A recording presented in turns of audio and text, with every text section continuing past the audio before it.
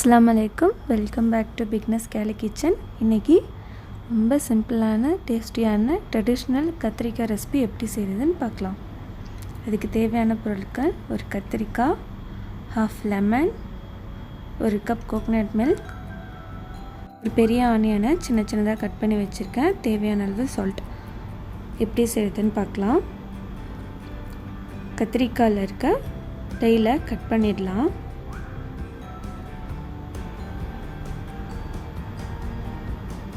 இந்த கத்திரிக்காவை நம்ம சுட்டு தான் எடுத்துக்கணும். ஸோ அதனால் ஸ்டிக்கை இந்த மாதிரி இன்சர்ட் பண்ணிக்கோங்க.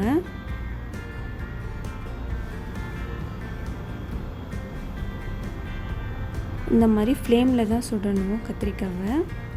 இது ஆக்சுவலாக ட்ரெடிஷ்னல் ரெசிபி தான். இது எப்படி பண்ணுவாங்கன்னா, முன்னாடிலாம் ஸ்டவ் இல்லாதப்போ விறகடுப்பில் தான் ரைஸு குழம்புலாம் வைப்பாங்க.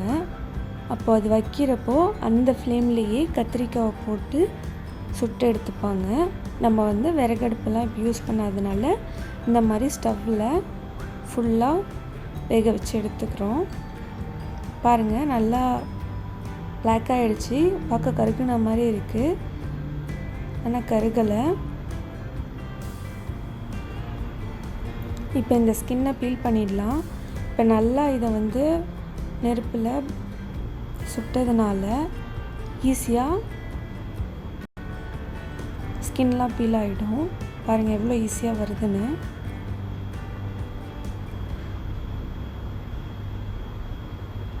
சுடுது, அதனால் நான் இந்த மாதிரி ஸ்டிக்கை இன்சர்ட் பண்ணிவிட்டு பீல் பண்ணி வச்சுக்கிட்டேன். இதை ஸ்மாஷ் பண்ணிவிடுங்க. நல்லா குக் ஆகிடுச்சு, அதனால தான் ஈஸியாக ஸ்மாஷ் பண்ண முடியுது. இந்த மாதிரி நீங்களும் குக் ஆகிடுச்சான்னு பார்த்துக்கோங்க, செக் பண்ணிக்கோங்க. நல்லா ஸ்மாஷ் பண்ணி விட்டுருங்க.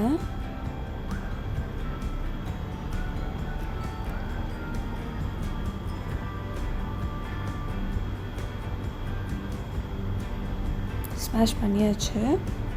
இப்போ இதில் கட் பண்ணி வச்சுருக்க ஆனியனை ஆட் பண்ணிடலாம். ஹாஃப் லெமன் ஜூஸ் எடுத்து வச்சுருக்கேன், அதையும் ஆட் பண்ணிடலாம்.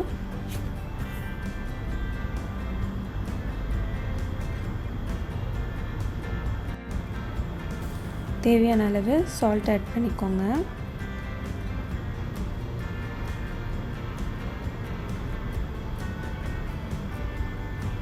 இப்போது கோகோனட் மில்க் ஆட் பண்ணி நல்லா மிக்ஸ் பண்ணி விட்டுடுங்க.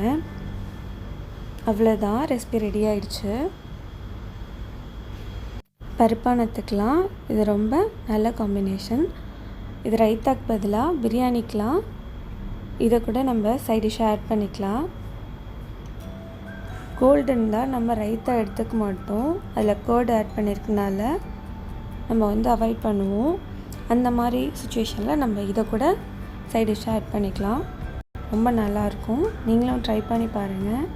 ட்ரை பண்ணி பார்த்துட்டு எப்படி இருந்துச்சுன்னு கமெண்ட் பாக்ஸில் சொல்லுங்கள். பிடிச்சிருந்தால் லைக் பண்ணுங்கள். கண்டிப்பாக உங்கள் ஃப்ரெண்ட்ஸ்க்கெலாம் ஷேர் பண்ணுங்கள். மறக்காமல் சப்ஸ்கிரைப் பண்ணுங்கள். தேங்க்ஸ் ஃபார் வாட்சிங்.